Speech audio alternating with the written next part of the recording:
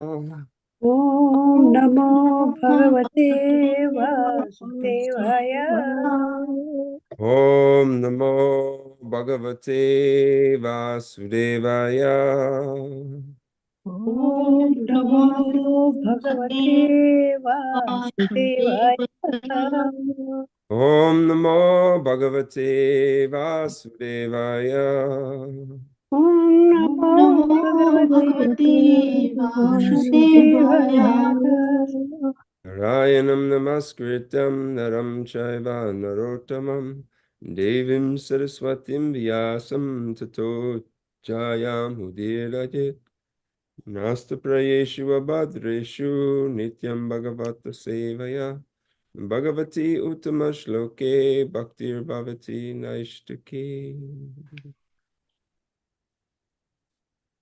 Before reciting Srimad Bhagavatam, one should first offer one's respectful obeisances unto the Supreme Lord Narayan, unto Narayan Rishi, the supermost human beings, unto the goddess of learning, Mother Saraswati, and unto the author, Srila Vyasadeva. By regular attendance in classes on Srimad Bhagavatam and rendering service to the pure devotee, all that is troublesome to the heart becomes almost completely destroyed, and devotional service unto the Supreme Personality of Godhead becomes established within one's heart as an irrevocable fact. Hare Krishna. Let me share my screen real quick. We are in Srimad Bhagavatam, Canto 2, chapter number 10, verse number 12.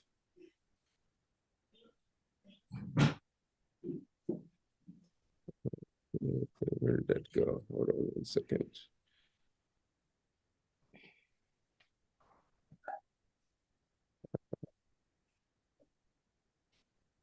Sorry about that. Please share with me for a second.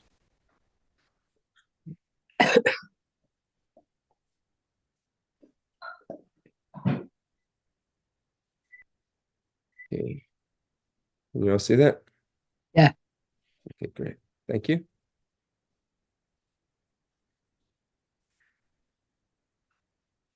Dravyam karma chakalascha swabhavo jiva evacha yad anugrahata santi nasanti yad upekshaya. Dravyam karma chakalascha swabhavo jiva evacha yad anugrahata shanti nasanti yad upekshaya. Dravyam karma chakalascha swabhavo jiva evacha yad anugrahata santi nasanti yad upekshaya. Please chant.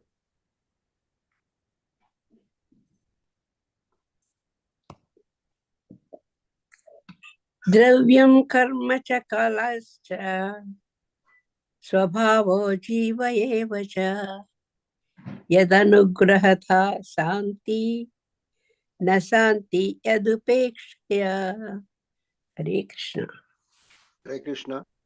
Drabham karma cha kalascha svabhavo jiva eva cha yat anugrataha santi nasanti yat upekshaya. Hare Krishna.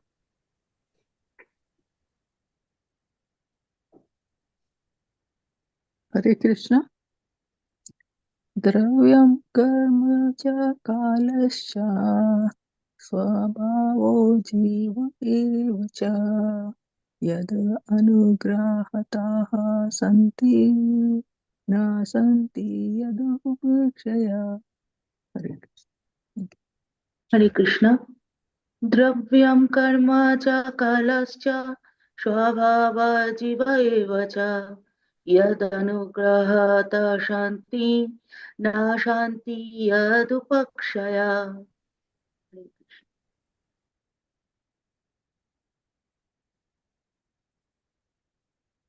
Anyone else? Okay, let's move to the synonyms. Dravyam, physical elements. Karma, action. Cha, end. Kala, time. Cha, also. Swabhava jivaha, the living entities. Eva, certainly. Cha, also. Yat, whose. Anugrataha, by the mercy of. Santi, exist. Na, does not. Santi, exist. Yat, upekshaya, by negligence. Translation and purport by His Divine Grace, Srila A.C. Bhaktivedanta Swami Prabhupada. One should definitely know that all material ingredients, activities, time, the modes, and the living entities who are meant to enjoy them all exist by His mercy only. And as soon as He does not care for them, everything becomes non-existent. Purport. The living entities are the enjoyers of the material ingredients, time, modes, etc., because they want to lord it over the material nature. The Lord is the supreme enjoyer, and the living entities are meant to assist the Lord in His enjoyment, and thus participate in the transcendental enjoyment of everyone. The enjoyer and the enjoyed both participate in enjoyment. But deluded by the illusory energy, the living entities want to become the enjoyer like the Lord, although they are not meant for such enjoyment. The jivas, the living entities, are mentioned in the Bhagavad Gita as the Lord's superior nature, or para prakriti. And so also it is mentioned in the Vishnu Purana. Therefore, the living entities are never the Purushas, or factual enjoyers. As such, the spirit of enjoyment by the living entity in the material world is false. In the spiritual world, the living entities are pure in nature, and therefore they are associates in the enjoyment of the Supreme Lord. In the material world, the spirit of enjoyment of the living entities, by dint of their own actions, karma, gradually fades by the laws of nature. And thus the illusory energy dictates in the ears of the conditioned souls that they should become one with the Lord. This is the last snare of the illusory energy. When the last illusion is also cleared off by the mercy of the Lord, the living entities again become reinstated in his original position and thus become actually liberated. For this attainment of liberation from the material clutches, the Lord creates the material world, maintains it for some time, 1,000 years of his measurement, as stated in the previous verse, and then again annihilates it by his will. The living entities are therefore completely dependent on the mercy of the Lord, and all their so-called enjoyments by scientific improvements are crushed into dust when the Lord desires.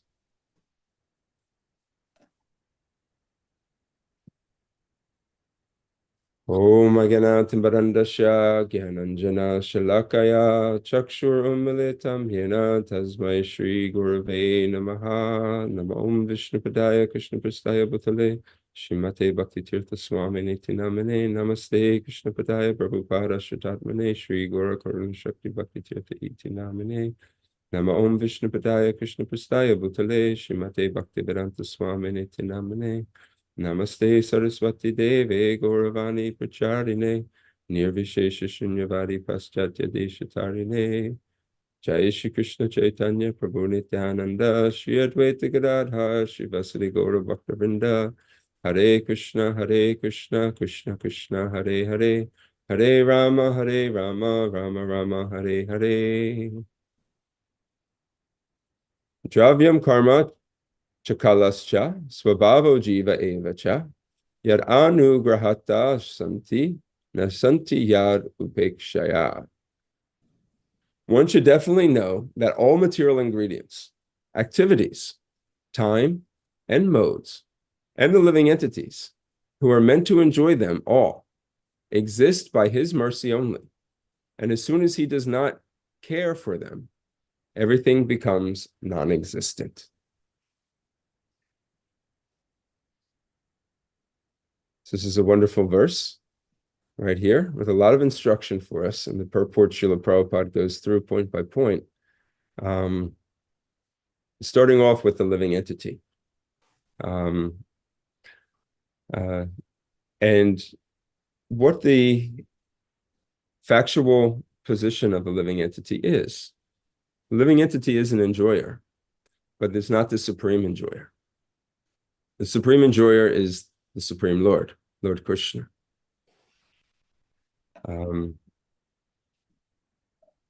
Interestingly enough here, the Bhagavad Gita and the Srimad Bhagavatam, we see overlaps in so many ways. Specifically in this verse, I was thinking about how relevant the Bhagavad Gita is. In the Bhagavad Gita, there are 5 primary topics.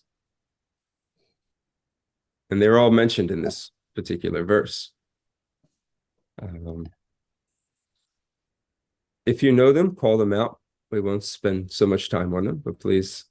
Kala, karma. Because when you say this, when you say the Sanskrit, say the English translation to it. So Kala, time. Time. Karma, actions. Actions. Right. And then Kala, karma, what is that he said?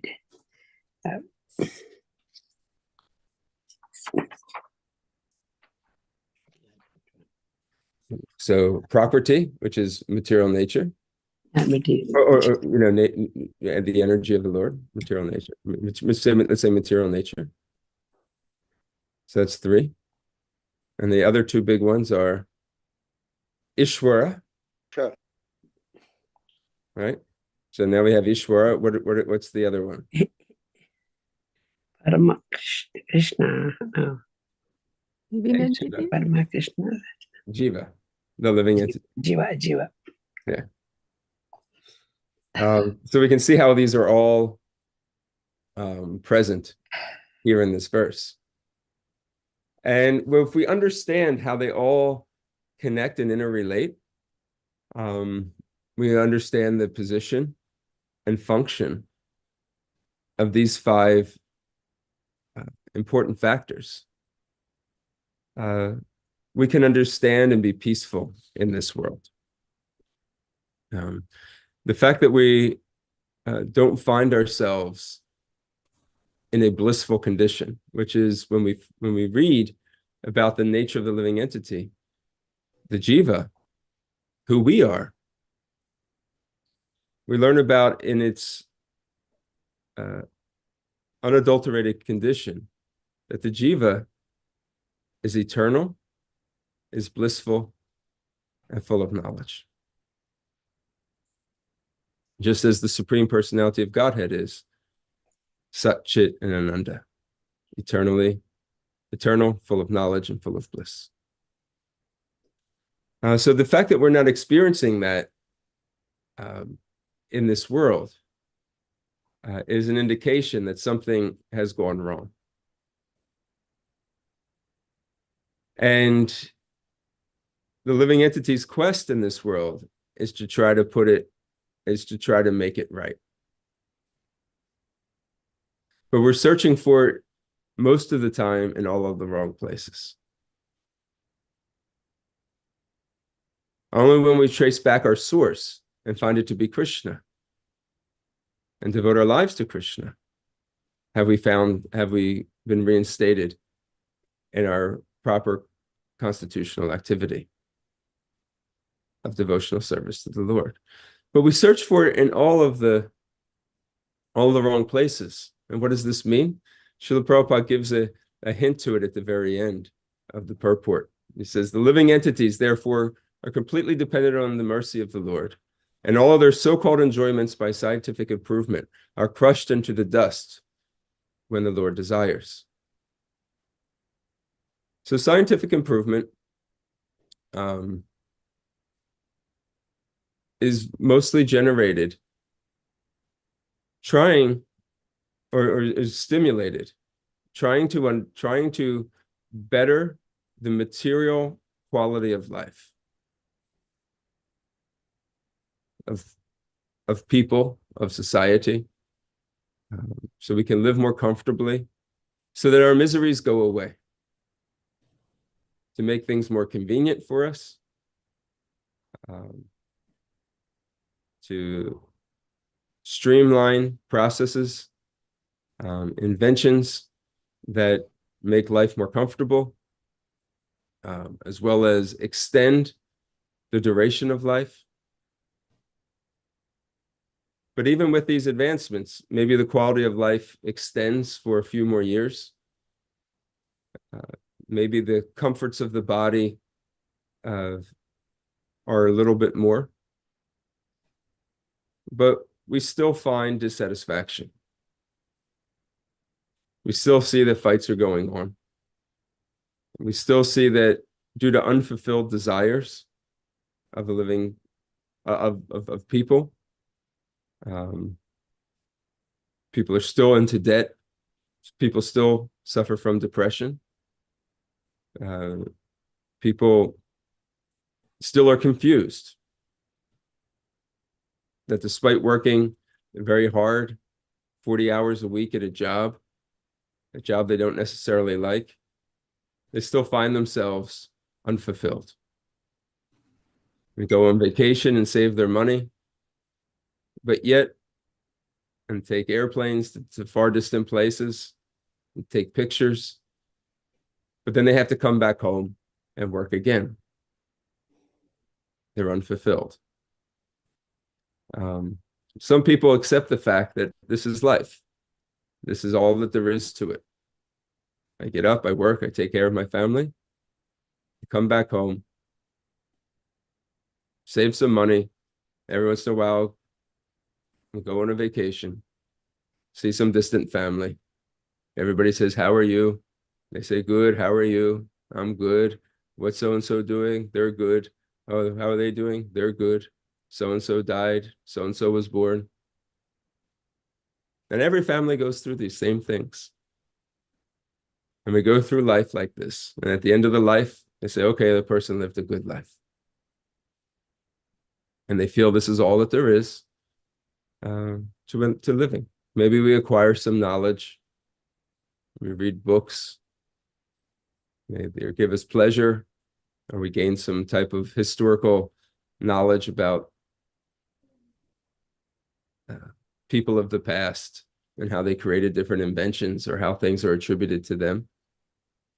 And if we're lucky, maybe somebody will write a book about us and we'll just be another book on the bookshelf.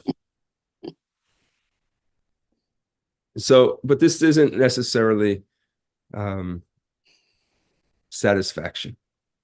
In fact, most people, they die in great anxiety and distress and fear, because at the time of death, there is a separation of everything that we've invested in this world. The body, the family, our house. Now, all of a sudden, everything that we've spent 80 years of our life developing, cultivating, is now being ripped apart from us. In one sense,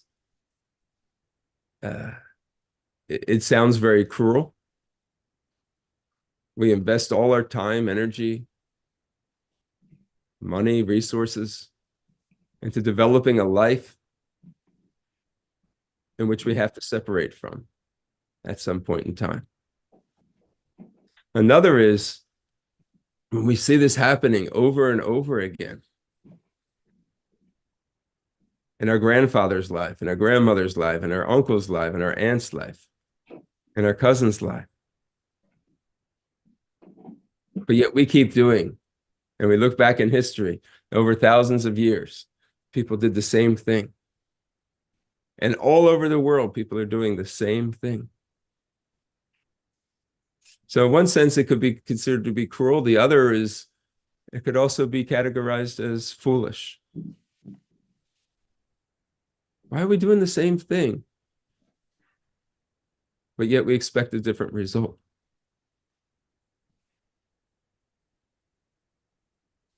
Maharaj Yudhisthira was the one that said, you know, the most fascinating thing in this world is that we see death around us all the time. Yeah. Our relatives have died. Great politicians have died. But yet we think we're going to remain forever. I could tell you, just as a person who was in their 20s and 30s not so long ago, now approaching almost 50, you can see how time begins to move, and you start to distance yourself from the utopia of thinking that you're invincible, that I'm going to live forever, nothing is going to affect me.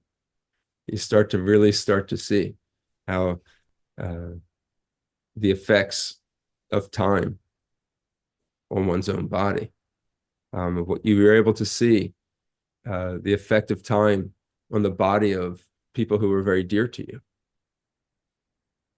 And when these things happen, we have a choice. We have a choice to, as a wake-up call, to recognize, actually, this world is supposed to be taken very seriously.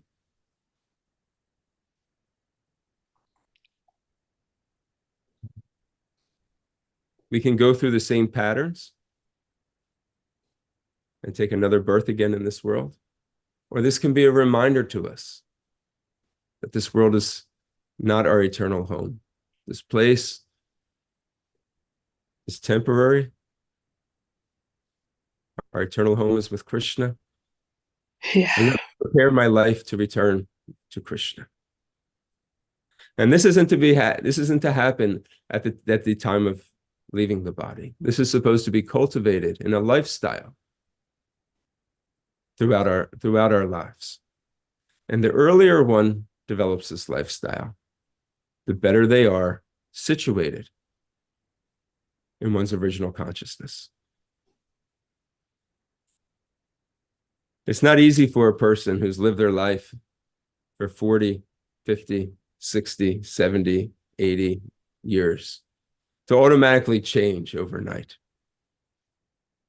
Patterns become ingrained within our hearts, within our consciousness. This becomes right. This becomes our way of living.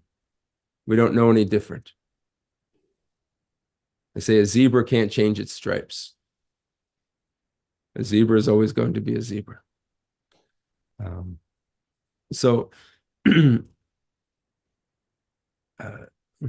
They say the same thing about tigers. Tigers don't change their stripes. So the longer we wait in this life to adopt Krishna consciousness, the harder it is going to be.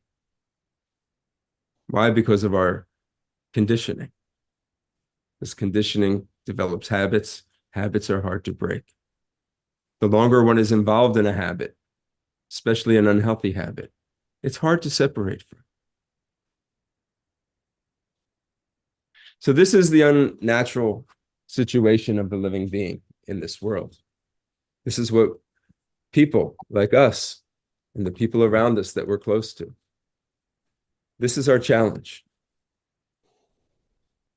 So verses like this, they tell us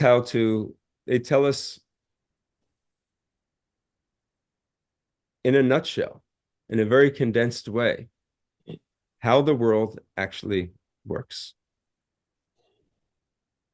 The material ingredients: earth, water, fire, air, ether, mind, intelligence, false ego. Basically, our material and subtle bodies, as well as all the ingredients that make up this material world. And they can be broken down into as many categories as you want. You can look at it from a chemical component of it and develop a periodic table, and so on. But all of the material ingredients, both subtle and gross, the activities or karma. So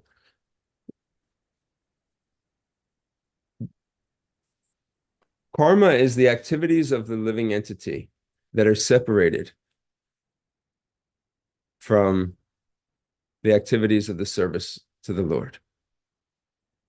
When the living entity misidentifies itself as not as a spiritual being, but as a being that has a material body, a mind, and that it has work to do to achieve success and pleasure in this world, and various responsibilities that come along with that, those activities are called karma. Time, kala.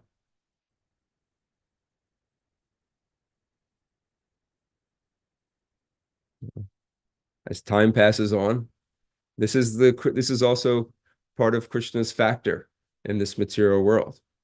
Krishna says, "Time I am." And what does he do? He's the destroyer of the worlds. As soon as we pick a point in time, everything progresses after that. We're born at a set time, and we die at a set time.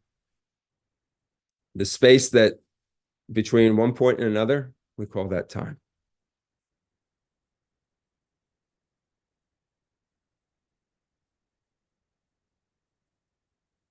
Then we have the modes of material nature. This is from today's verse. The material ingredients, activities, time, and the modes. Prakriti, material nature. The material nature comes in 3 different ways: sattva, raja, and tamas. And they're affecting the way that the conditioned person is operating in this world. The times of the day are affected by the modes of nature: goodness, passion, and ignorance. The type of foods we eat are affected by goodness, passion, and ignorance. The type of clothes that we wear are in goodness, passion, and ignorance. The association and friendships that we keep are in the modes of goodness, passion, and ignorance. So these modes of nature, they're always acting upon us, making us think and feel in a certain way. And then finally, the living entities, the jiva, which we previously discussed. And what is the purpose of the jiva? They are meant to enjoy them all.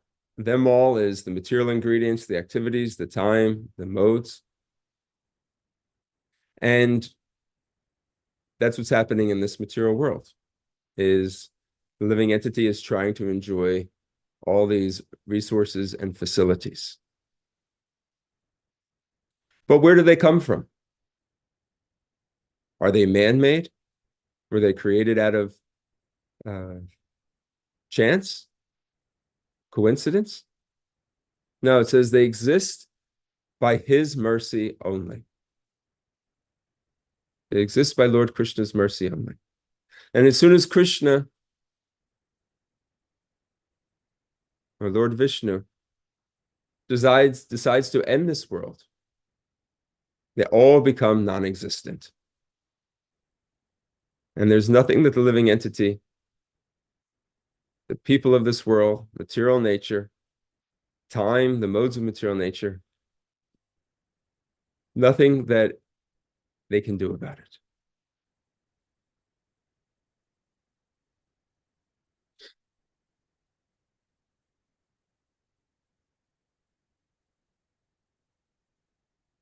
In the 14th chapter,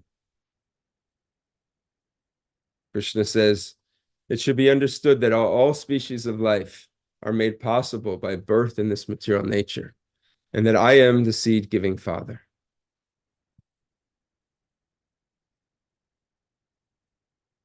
The total material substance called Brahman is the source of birth, and it is that Brahman that I impregnate, making possible the births of all living beings in this world.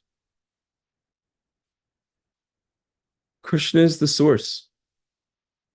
And this, and the jiva, Mamaivam sam jiva loke, jiva bhuta sanatana, manakshastrani indriyani, prakriti shtani karshati. The living entities in this world, conditioned world, are my eternal fragmental parts. And due to conditioned life, they are struggling very hard with the six senses, which include the mind. The living being is a fragmental part of the Supreme Lord, and that exists eternally.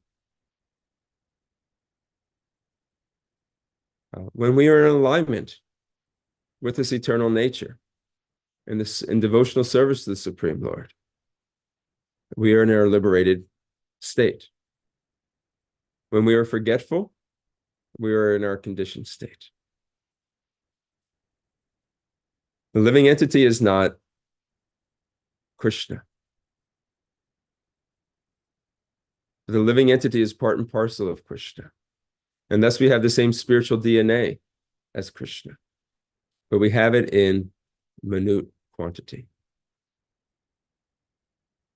In the purport, Srila Prabhupada, he explains, therefore, that the Lord is the supreme enjoyer, and the living entities are meant to assist the Lord in his enjoyment, and thus participate in the transcendental enjoyment of everyone.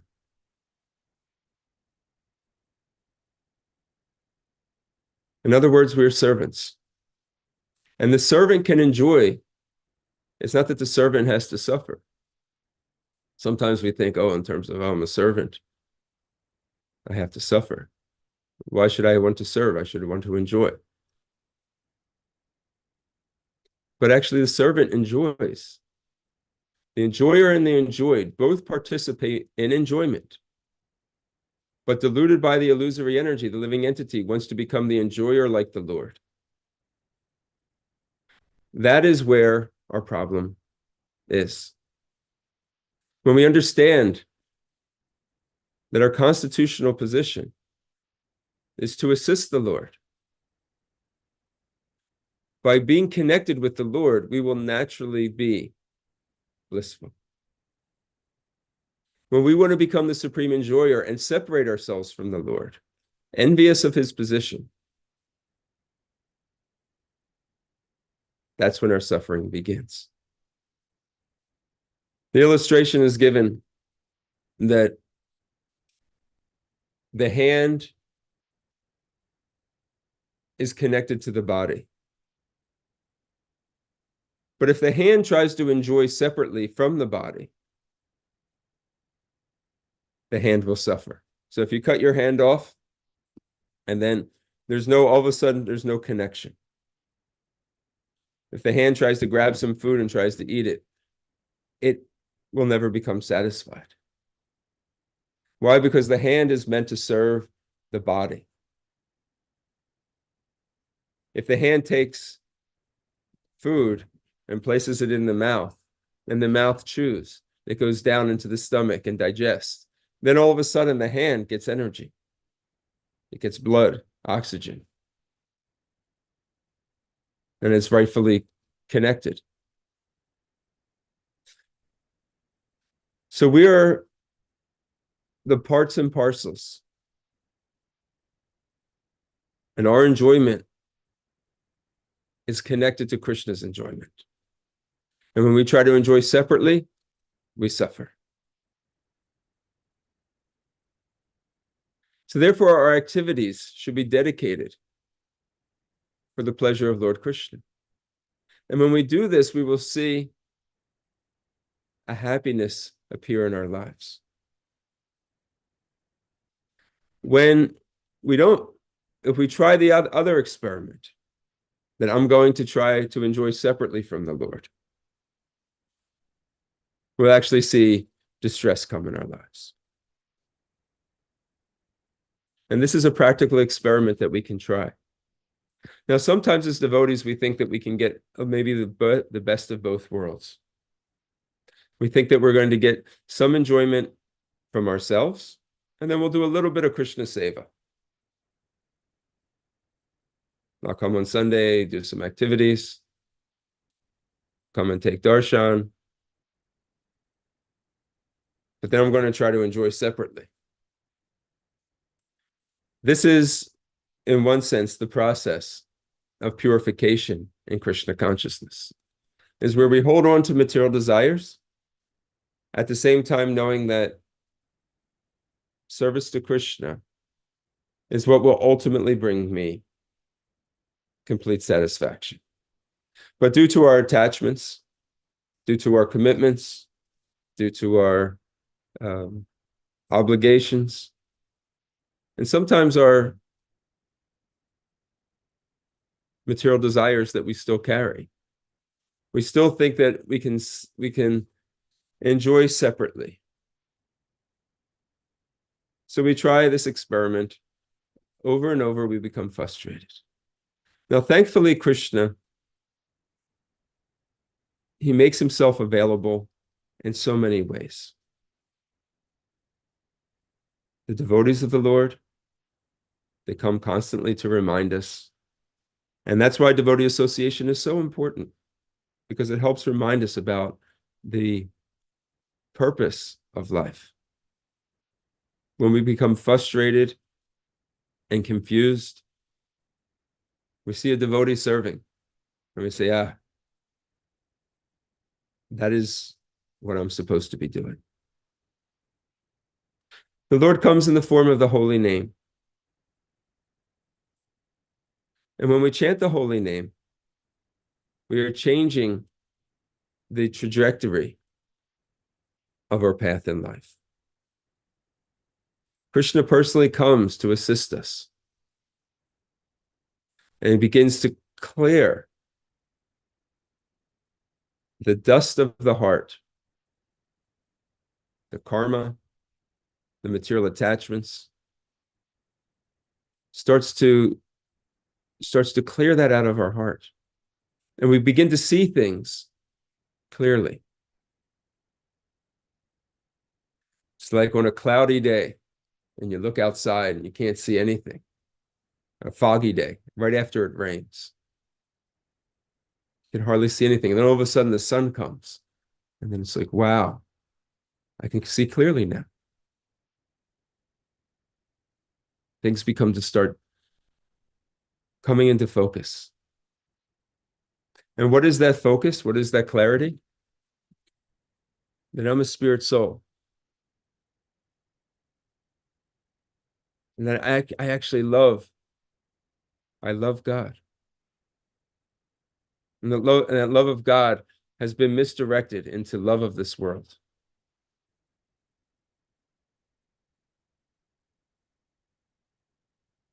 Comes in the form of his scriptures,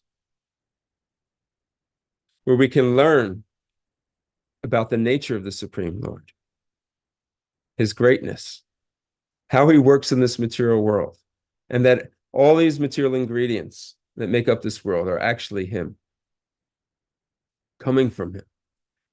And we can't separate them from him. And when we learn that they're connected to Krishna, when we look at this material world, we don't see it as a place of distraction. We see it as, this is Krishna's energy. How great is Krishna? We can see Krishna's greatness everywhere.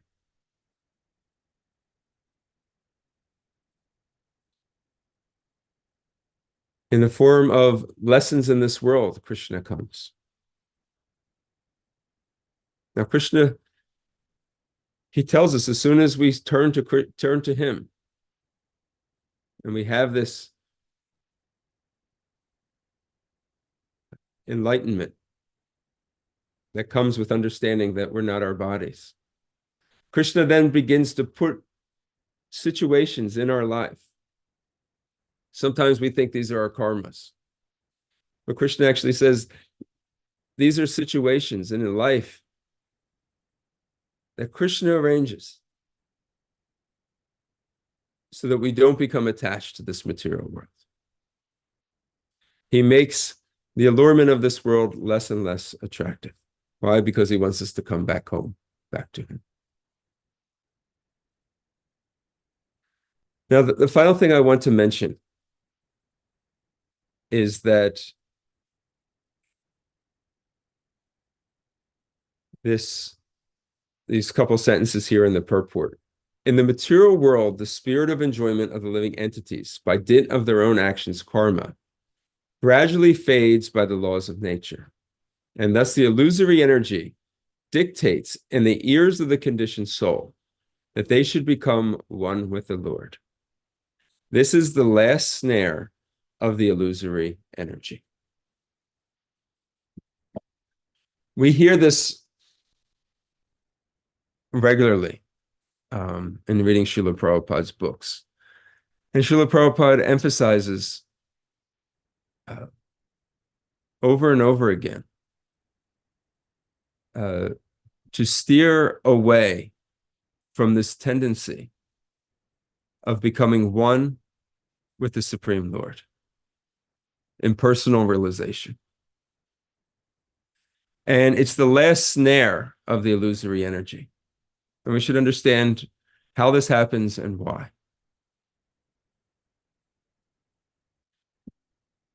The four principles of Dharma, or of righteous living, material living, is Dharma, Artha, Kama, and Moksha.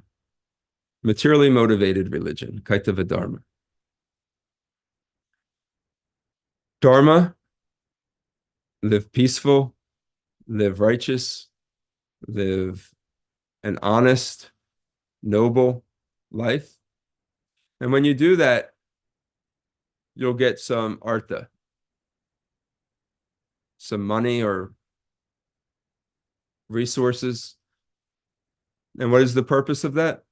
For kama, for enjoyment.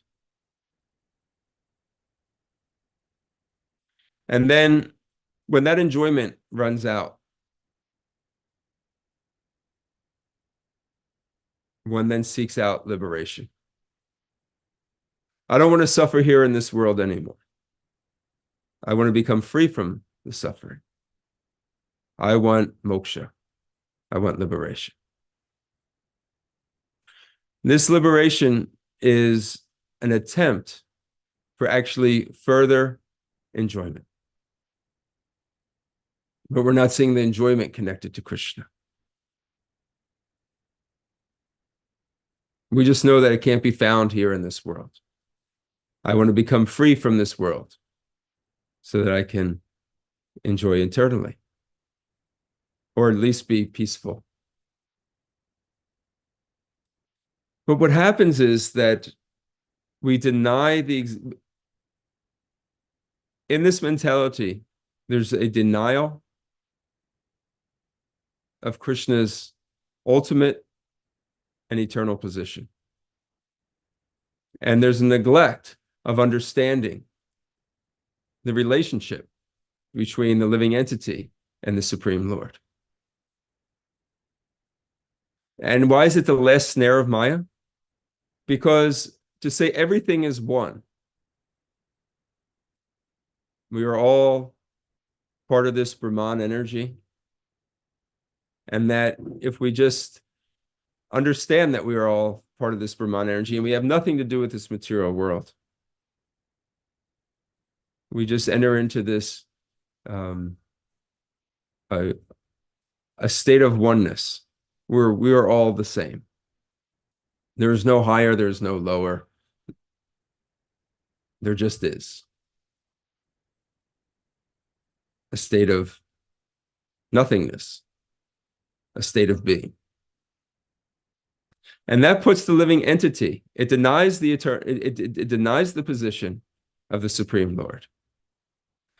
Once again, putting us in competition with the Lord. The fact that we don't want to accept Krishna as the supreme authority, as the supreme enjoyer, as our dearmost friend, and really the only refuge by which we can find happiness. This is due to our envy of Krishna. So becoming one with Krishna and denying his existence, even if it's covered over by a spiritual philosophy, or I hope you understand what I mean by that, spiritual philosophy, by using the scriptures, by using philosophical thought and reasoning.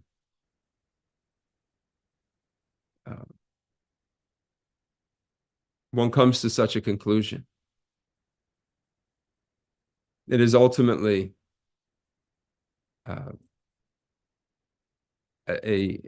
is actually an illusion. And Maya, this is the last test of Maya.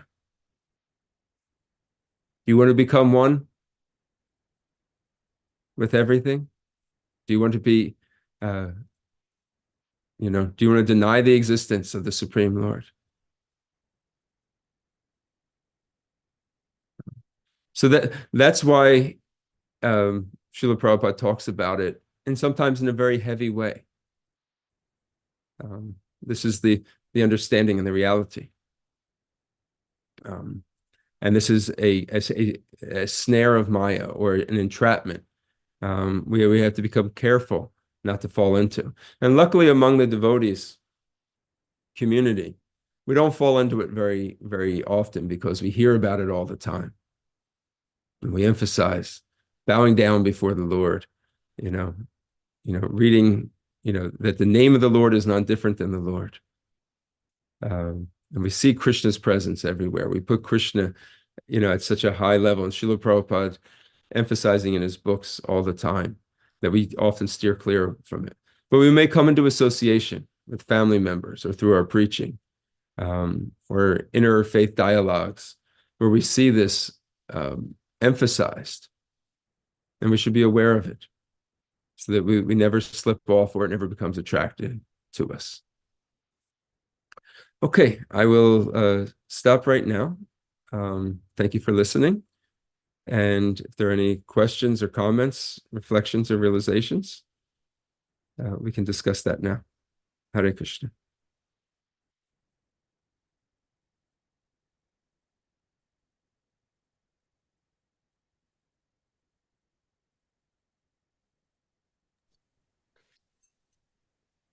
Thank you very much, Prabhu. Hare Krishna. See, all these, actually, these, we are parts and parcels of Krishna, but three gunas, they make a lot of things, changes.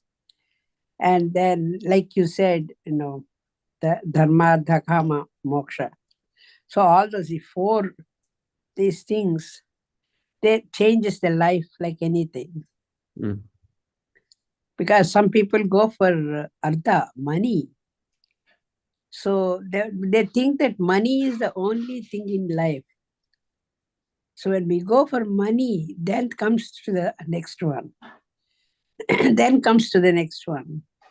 So all these things, they all go with Maya on. Sometimes Maya covers us. So that's what I just thought in this.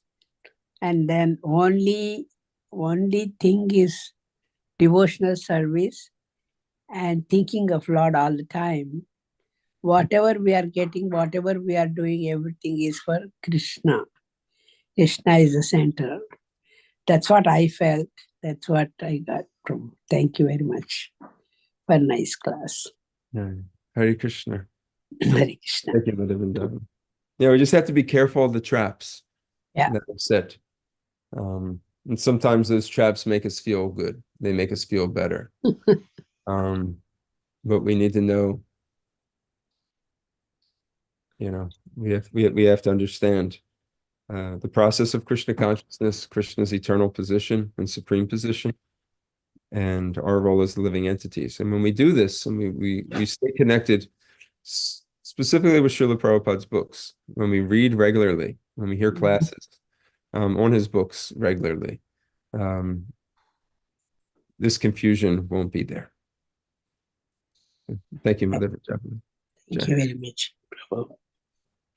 A nice class. If not, we can conclude here. Again, thank you very much for attending, and hope you have a wonderful Krishna conscious day. Thank you very much, Prabhu. Always remember Krishna, never forget him. Hare Krishna. Vanchakalpatarubhyascha